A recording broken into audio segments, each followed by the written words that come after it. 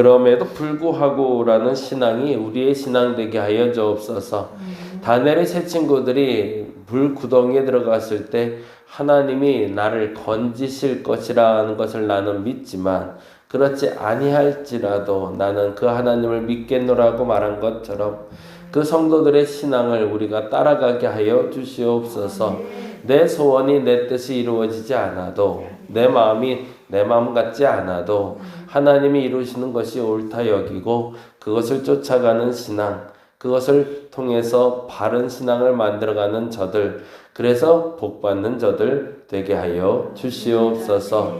주말을 맞이하며 또 오늘은 금요 한몸 기도회가 있는 날입니다. 저녁에 모여 함께 기도할 터인데 이 금요일은 우리 청년들에게 돌려줄 시간으로 만들어 보고자 합니다. 먼저 우리가 기도로 다지게 하여 주시고 잘 다져진 이 시간을 우리 청년들에게 넘겨주게 하시고 청년들이 금요일날 모여 기도하며 하나님을 만나고 성령 체험하고 무엇보다도 하나님의 사람으로 거듭날 수 있는 자리가 되게 하여 주시옵소서. 오늘도 그래서 기도합니다. 하나님 응답하여 주시옵소서. 오늘도 감사합니다. 고마우신 예수님 이름으로 기도드립니다. 아멘. 아멘. 오늘부터 야고보서 말씀 보게 되는데요. 야고보서 1장 1절에서 8절까지만 봅니다.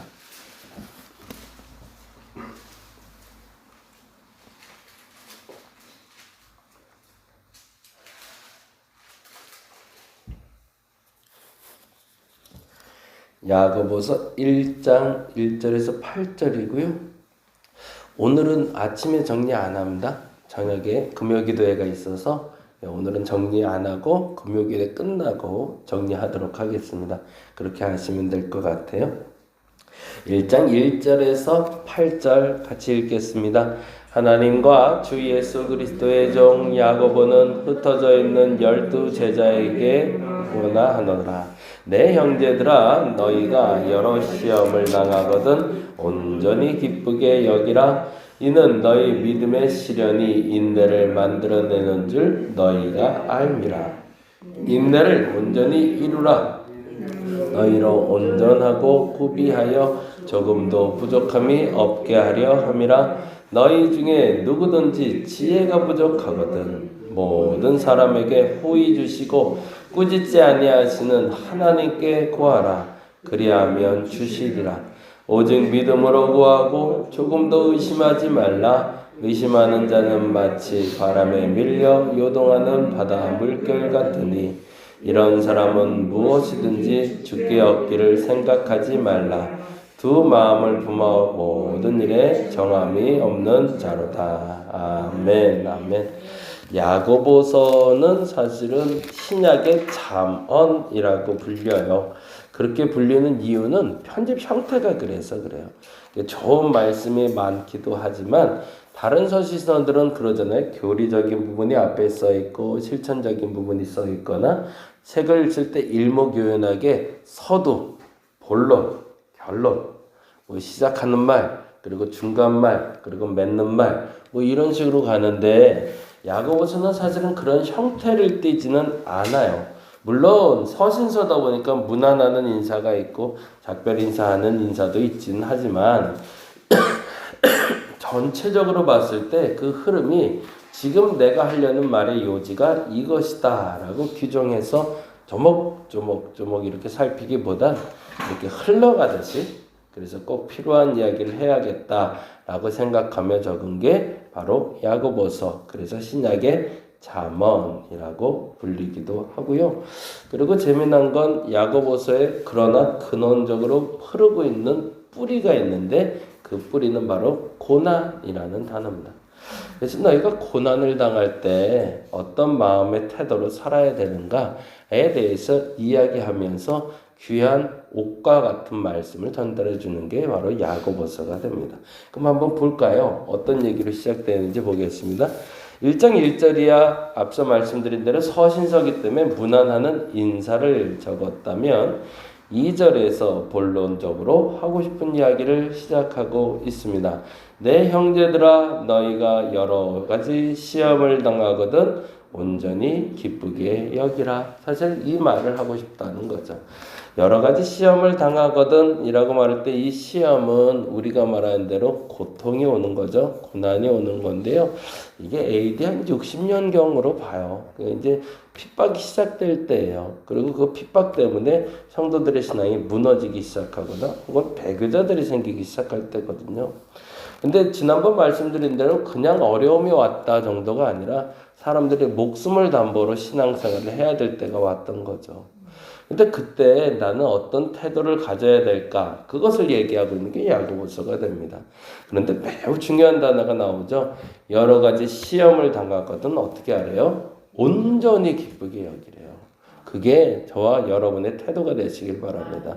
어떤 시험을 당하든 어떤 일을 당하든 그 일로 말미암아 낙심하지 말고 그 일을 넘어서 기뻐할 수 있는 분들 되시기 바랍니다. 이 말의 요점이 있겠죠. 사실은 그 일에 푹 빠져버리면 시험 드는 거죠. 낙심하는 거죠. 그리고 하나님을 놓쳐버리게 되겠죠. 그러지 말고 시험에 매몰되지 말고 그 어려움과 그 고난에 매몰되지 말고 뭐를 붙잡으라는 거죠? 예수 그리스도를 붙잡으라 라고 이야기하고 있는 겁니다. 근데 그 방법, 왜 기쁘게 여겨야 되는 이유, 그 이유에 대해서 이렇게 얘기합니다. 여러 가지 시험이 오면 왜 기쁘게 여겨야 되는가? 그 이유를 3절에 이렇게 설명하네요. 뭐라고 되어 있죠? 이는 너희 믿음의 시련이 인내를 만들어내는 줄 너희가 알미라. 여기다 줄쳐놓죠. 이는 이라는 건 뭐죠? 이는 여러 가지 시험을 말하겠죠. 그 시험을 다시 이렇게 단어로 표현할 수 있는데 여러 가지 시험이란 무엇이다? 믿음의 시련이다 라고. 그래서 이 믿음의 시련은 뭘 만들어낸다? 인내를 만들어낸대요. 그래서 이 인내를 만들어내서 인내를 어떻게 하래요? 4절에 보니까 인내를 온전히 이루라. 이는 너희로 온전하고 구비하여 조금도 부족함이 없게 함이라. 라고 정리가 하고 있어요. 그럼 이제 순서적으로 살펴보자고요. 여러 가지 시험이라고 얘기할 때 여러 가지 시험은 어떤 것을 얘기하냐면 믿음의 시련을 얘기한대요. 그냥 어려움이 아니라 그냥 재정적으로 어려워졌어. 건강이 악화됐어. 누군가 핍박이 시작됐어. 뭔가 고난이 시작됐어. 라고 말할 게 아니라 거기엔 꼭 수식어가 붙어야 되는데 믿음이란 단어가. 믿음을 지키다가 재정이 어려워졌어. 믿음을 지키다가 건강이 해쳐졌어. 믿음을 지키다가 사람들에게 핍박받기 시작했어. 라는 전제가 됐을 때 뭐 하라는 거야? 인내하라는 거죠. 이 말을 왜 이렇게 했냐면 그 다음 얘기를 연결하고 싶어서 그래요. 그게 13절부터 12절부터 시작되는 말인데 12절 볼까요? 12절 시험을 참는 자는 복이 있다. 시험을 참는 게 뭘까요? 인내죠. 그렇죠? 예, 시험을 참는 게 인내예요. 그러니까 믿음의 시련이 왔을 때 인내를 만들고 그 인내가 온전히 이루어지면 내가 온전해지고 구비할 것 없는 부족함이 없는 사람이 되는데 근데 그 시험을 참는 자라는 인내를 하면 복이 있다라고 다시 한번 세부적으로 설명하는 겁니다. 근데 이는 시련을 견뎌낸 자가 주께서 자기를 사랑하는 자들에게 약속하신 생명의 면류관을 얻을 것을 알기 때문이죠. 그러니까 인내의 결과는 뭐예요? 생명의 면류관이죠. 그러면 거기까지 갈 수 있겠네요. 아, 시험이 있을 거야. 근데 그냥 시험이 아니라 그 시험은 무슨 시험이야? 믿음의 시험이야. 근데 이 믿음의 시험을 당할 땐 뭐 하면 된다? 인내하면 된다. 이 오래 참는 사람들에게 뭐가 있다? 생명의 면류관이 있다. 여기까지가 야고보가 얘기하고 싶은 거예요. 근데 문제는 여기서 터지는데 13절이죠. 13절 볼까요? 사람이 시험을 받을 때 내가 하나님께 시험을 받는다 하지 말지니 하나님은 악에게 시험을 받지도 아니하시고 친히 아무도 시험하지 아니하시느니라 라고 이야기하며 너희가 당하는 이 시험 말고 다른 시험도 있는데 라고 얘기하는 거예요. 이 얘기를 설명하기 위해서 하나님은 아무도 시험하지 않는다는 표현을 쓴 거예요. 그럼 무슨 말일까요? 내가 믿음의 시험, 믿음의 고난을 당할 때는 그것을 인내하면 생명의 면류관이 있지만, 그러나 믿음의 시험이 아니라, 믿음의 고난이 아니라 너의 스스로의 잘못으로 말미암아 나타나는 어려움에 대해선 참아서 복을 받지는 않아 라는 얘기를 하고 싶은 거예요. 그래서 14절에 이렇게 얘기하죠. 14절 볼까요? 오직 각 사람이 시험을 받는 것은, 이 각 사람의 시험은 다른 시험이겠죠, 그러면. 그렇죠? 이건 믿음의 시험이 아니라 뭐예요? 잘못으로 말미암아 오는 어려움을 얘기하는 겁니다. 내가 뭔가를 잘못했어. 말을 잘못했어. 그래서 그 사람과 관계가 안 좋아졌어. 누군가 돈을 떼먹었어. 그래서 그 사람하고 서운해졌어. 누군가를 괴롭혔어. 그래서 그 사람이 나를 괴롭혀. 라는 등등의 믿음 때문에 오는 시험이 아니라 내 욕심 때문에 내 이득을 보려고 했던 시험, 어려움이 닥친다면 이라는 단어가 되죠. 그래서 14절에 이렇게 얘기합니다. 오직 각 사람이 시험을 받는 것은 뭐 때문이래요? 자기 욕심에 끌려 미혹된 거래요. 그렇죠. 결국엔 그렇지 않나요? 어제도 제가 운전하고 가다가 또 한번 하고 그랬는데 트럭 운전사가 뒤에서 오면서 계속 빵빵빵빵 하는 거예요. 근데 참 성질머리가, 저도 욱하고 싶은데 뒤에 할머니들 태우고 있으니까 뭐라 할 수도 없고 그러고 가는데 이제 가다가 이렇게 빵빵거리길래 옆으로 피했더니 옆으로 오더라고요. 그래서 막 삿대질을 하면서 욕을 하는 거예요. 자기가 빨리 가야 되는데 빨리 못 가게 막았다는 거지. 같이 싸울라 치면 뭐 진짜 차 세워놓고 막 싸우면 되겠죠. 근데 이것이 왜 그 사람이 화가 났는가가 중요한 거죠. 이게 저도 운전해 보니까 그래요. 아까 말씀드린 대로 나는 빨리 가려고 하는데 네가 내 앞을 막고 있다는 전제가 되거든요. 그건 무슨 말이에요? 내 이득을 보기 위해서 내가 지금 움직여야 되는데 네가 나를 막고 있어라는 얘기죠. 그래서 화가 나서 그것 때문에 욕을 하게 되는 거거든요. 근데 그렇게 해서 어떻게 대처하냐도 중요하지만 그냥 빤히 쳐다봤어요. 그때 괜히 민망했나 봐요. 그러고 그냥 가더라고요. 예. 우리는 때때로 우리에게 거하는 고난이 내가 잘못해서, 더 정확히는 내 이득을 취하려고 내 욕심 때문에 오는 고난이라는 게 굉장히 많습니다. 그래서 그 고난을 겪을 땐 구분할 수 있어야 돼요. 이 고난은 내 잘못 때문이고 내 욕심 때문이다. 그러면 그건 참고 견뎌야 될 문제가 아니라는 얘기예요. 그거는 용서를 구해야 될 문제고 해결해야 될 문제지 그냥 참고 있는다고 해결될 게 아니라는 거죠. 근데 여기서 더 중요한 게 있어요. 신앙의 문제도 마찬가지예요. 지금 말한 대로 단지 신앙의 믿음이 시작이 됐으면, 믿음의 시험이 시작됐으면 인내해야 된다고 그랬더니 그 말 또한 오해하는 사람들도 생겼던 거죠. 이제 다시 정리할게요. 시험은 두 가지가 있대요. 내 욕심 때문에 오는 고난이 있고, 그리고 믿음 때문에 오는 고난이 있대요. 근데 믿음 때문에 오는 고난은 인내하면 생명의 면류관이 있대요. 근데 만일에 내 욕심 때문에 오는 고난은 어떻게 해야 된대요? 내가 용서를 구하거나 해결해야 되는 거죠. 그래야 그 고난이 끝나는 거죠. 근데 이렇게까지 얘기했더니 그러면 내가 믿음 때문에 당하는 고난을 당할 땐 그냥 참고 버티면 되는 거구나 라고 생각하는 사람들이 생기는 거예요. 그러면서 그냥 아무 말 안 하고 가만히만 있으면 되는 줄 아는 거예요. 근데 그게 아니라는 얘기를 26절에 다시 한번 이렇게 정리합니다. 26절 가볼까요? 같이 한번 보죠. 26절 같이 읽어보겠습니다. 누구든지 스스로 경건하다 생각, 이 사람 누굴까요? 믿음의 시험을 받아 인내하는 사람들 얘기하겠죠. 생명의 면류관을 얻기 위해서 믿음 때문에 어려움을 겪으면서 인내하겠다고 생각하는 사람들 중에, 스스로 경건하다 생각하는 사람들 중에 뭐래요? 자기 혀를 재갈 물리지 아니하고 자기 마음을 속이면 이 사람의 경건은 헛것이래요. 그러면 자기 혀에 재갈을 물린다는 건 뭘까요? 그 말을 잘못했다는 얘기죠.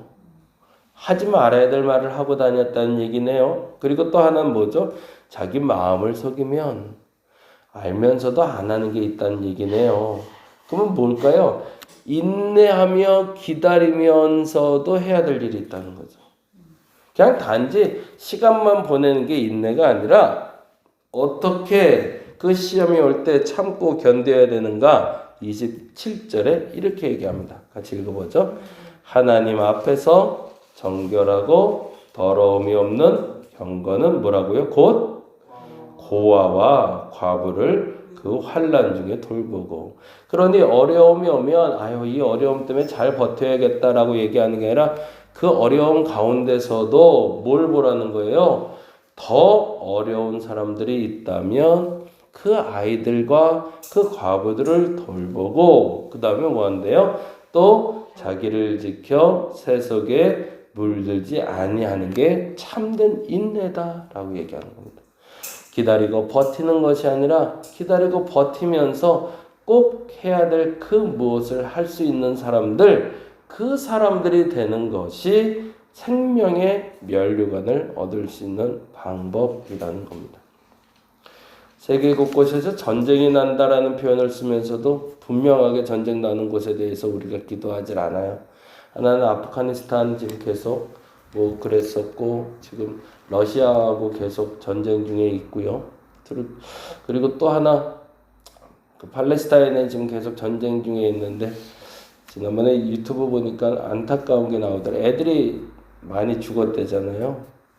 근데 애들이 병원에서 엄마들이 입원해 있으니까 아니면 애들이 피난 와서 노는데 시체놀이라는 걸 한대요. 시체놀이가 뭔가 했더니 사람들이 다치면 이렇게 들것에 들려서 막 들어오잖아요.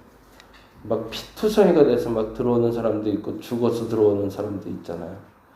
근데 애들의 눈에 그게 보였나 보죠. 그러면서 애들이 노래하면서 애들을 한 명을 들것에 실러서 막 나르면서 깔깔깔깔 그러면서 놀고 있는 거예요. 전쟁통의 아이들의 놀이가 아이 하나가 다쳐서 들것이 실려오는 것을 따라하면서 노는 모습을 보여주더라고요. 그게 재미처럼 보이게끔. 되게 슬픈 현실인 거죠.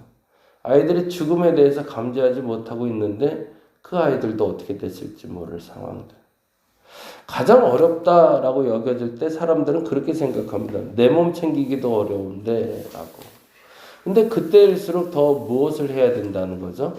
그 어린아이들, 그 고아들, 그 과부들, 그 어려운 사람들을 먼저 더 생각할 수 있는 것이 참된 인내고 그러면서 스스로를 지켜낼 수 있는 게 참된 인내다라고 이야기하는 겁니다. 저와 여러분에게 그 믿음이 생기시기를 간절히 바랍니다. 그냥 어렵다 힘들다 남들보다 내가 더 어렵지 누구보다 내가 어렵지 라고 말하기 이전에 내가 어려움을 겪고 있다라고 여겨진다면 그 어려움 가운데 시간을 보내며 반드시 내가 해야 될 것, 그럼에도 내가 도와야 될 건 멈추지 않고 그럼에도 불구하고 나는 나 자신을 지켜가는 저와 여러분 되시기를 간절히 바랍니다. 기도하겠습니다. 생전에 하나님을 바라보며 인내하며 살았노라고 말할 수 있는 저들 되게 하여 주옵소서. 우리에겐 두 가지 시험이 있습니다. 믿음의 시험이 있고 우리 욕심의 시험이 있습니다. 욕심의 시험은 우리가 잘못을 인정하고 내 욕심을 내려놓으면 해결될 문제지만 믿음의 시험은 단지 시간을 보내는 것이 아니라 그 믿음의 시험을 겪는 중에 더 낮은 일, 더 아픈 일, 더 힘든 일을 돌볼 줄 알아야 하며 무엇보다도 자신을 세속에 물들지 않도록 지킬 수 있는 것이 참된 인내입니다.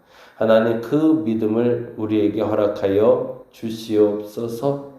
그래서 오늘의 어려움도 오늘의 기쁨도 모든 것을 다 주께 올려드릴 수 있는 우리가 되게 하여 주시옵소서. 오늘도 감사합니다. 고마우신 예수님 이름으로 기도드립니다.